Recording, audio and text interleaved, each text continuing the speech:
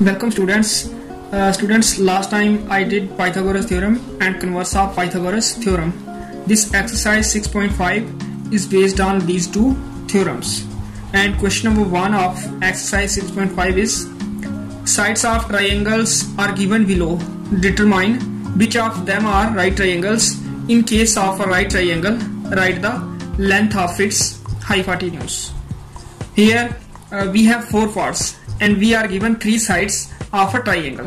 We have to check which of these triangles are right triangles, and we know by Pythagoras theorem that in a right triangle the square of hypotenuse, that is square of longest side, is equal to the sum of squares of other two smaller sides. So we will be using this property of right triangle to check whether the triangles which are given are right or not. In part 1, 3 sides of triangle are 7 cm, 24 cm and 25 cm. First of all, we have to identify the two smaller sides. Here 7 and 24 are the smaller sides, and now we have to find the sum of squares of these smaller sides, that is 7 square plus 24 square.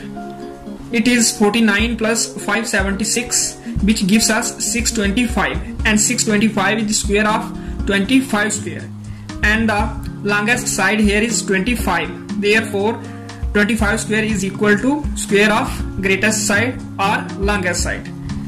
We get here sum of square of smaller sides equal to square of greatest side. Therefore this is a right triangle.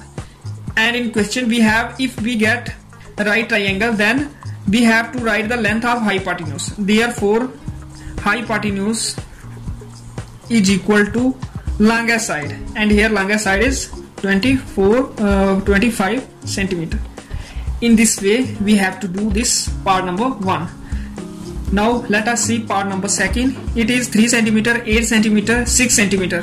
As we did part 1, here also we have to find sum of squares of smaller sides, and here smaller sides are 3 and 6, that is 3 square plus 6 square, 9 plus 36, which makes 45. So we get sum of squares of two smaller sides equal to 45. Now let us find square of longest side, and longest side is 8 cm here. So 8 square equal to 64. From question number 1 and 2 we find that sum of squares of smaller sides is not equal to square of longest side. Therefore this is not a right triangle. In this way you have to do part 2 of question number 1. Now you can try part 3 and part 4 of question number 1 yourself. I will be doing question number 2 now. And question number 2 is PQR is a triangle right angled at P, and M is a point on QR such that PM is perpendicular on QR. Show that PM square is equal to QM into MR. Here figure is not given. First of all we have to draw the figure. We have been given a triangle PQR right angled at P. First of all we draw triangle PQR right angled at P. Here angle QPR is 90 degree. After that it is given that M is a point on QR. We have to take a point M on QR such that PM should be perpendicular on QR. We cannot take M here or M here, because then we will not be getting PM perpendicular on QR. If we take M here, then only we get PM perpendicular on QR. First of all we have to complete the figure. After drawing the figure we have to write given. In given we are given that this angle P, that is QPR, is right angle. Also angle PMQ, this angle PMQ and PMR, these are also right angles because PM is perpendicular on QR. This is given. Now we have to prove that PM square is equal to QM into MR. To prove PM square equal to QM into MR, we have to take triangle PQM. First of all we will be taking triangle PQM, this triangle. Here angle 1, this angle 3 and angle 4. Sum of these 3 angles is 180 degree, because sum of 3 angles of any triangle is 180 degree always. Now we know angle 4 is 90 degree. Angle 4 is PMQ. Therefore, angle 1 plus angle 3 plus 90 degree equal to 180 degree, which implies angle 1 plus 3 equal to 180 degree minus 90 degree.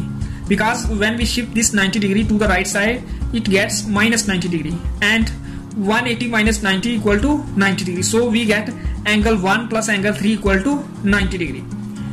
After getting question number 1, we have to concentrate on angle P. That is, angle 1 plus angle 2 is equal to angle P. This angle QPR is made by angle 1 and angle 2 together. Therefore, angle 1 plus 2 equal to 90 degree, because we are given that this angle QPR is 90 degree. Now from 1 and 2, we find that right sides of question 1 and 2 are same, that is 90 degree each. Therefore, we get angle 1 plus 3 equal to angle 1 plus 2 from 1 and 2. Now here angle 1 is common. We have angle 1 in left side as well as angle 1 in right side. So we can cancel this angle 1 for this angle 1, and we left with angle 3 equal to angle 2. So we get angle 3 equal to angle 2, and this is equation number 3. This angle 2 is equal to angle 3. After getting equation 3, we take triangle QPM and triangle PRM. This is QPM and this is PRM. These triangles are similar by AA criterion, because in equation number 3 we have angle 2 equal to angle 3, and angle 2 is angle PQM. Angle 3 is angle PQM. PQM is angle 3 PQM. Second, first and third letter here RPM, and RPM is angle 2 RPM, and we have angle 2 equal to angle 3 in equation 3. Therefore, from equation 3 we get angle PQM equal to angle RPM. Also, these triangles both are right triangles, and 90 degree angle is at M. PMQ. PMQ is a right angle. PMQ. Second, third and first letter here. Second, third and first letter RMP. RMP 90 degree each. Therefore, we get two angles of these two triangles equal. Therefore, triangle QPM is similar to triangle PRM. After proving triangle QPM similar to triangle PRM, we have to use theorem of areas of similar triangles, which states that the ratio of areas of two similar triangles is equal to the ratio of the squares of their corresponding sides. That is, area of triangle QPM upon area of triangle PRM is equal to PM square upon RM square, because PM and RM are corresponding sides. After this step, we will be using formula of area of a triangle, and we know that it is 1/2 into base into height or altitude. Here in triangle QPM, base is QM and height is PM, and in triangle PRM, in this triangle, base is RM and height is again PM, equal to PM square upon RM square. There is no change in a right side.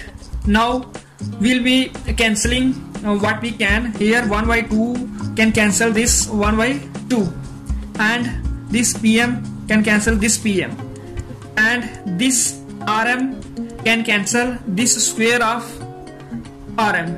We will left with only RM in denominator in the right side.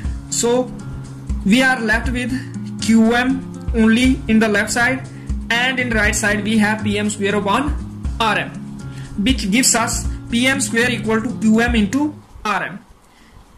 After this step, we will get PM square equal to QM into RM, because we can shift this RM to the left side and it will go in the denominator, and RM and MR is same. We have to prove that PM square equal to QM into MR, and we have here PM square equal to QM into RM, and and Rm and Mr are same, therefore we have proved, but we had to. In this way we did question number 2. Next I'll be doing in the next video. Okay.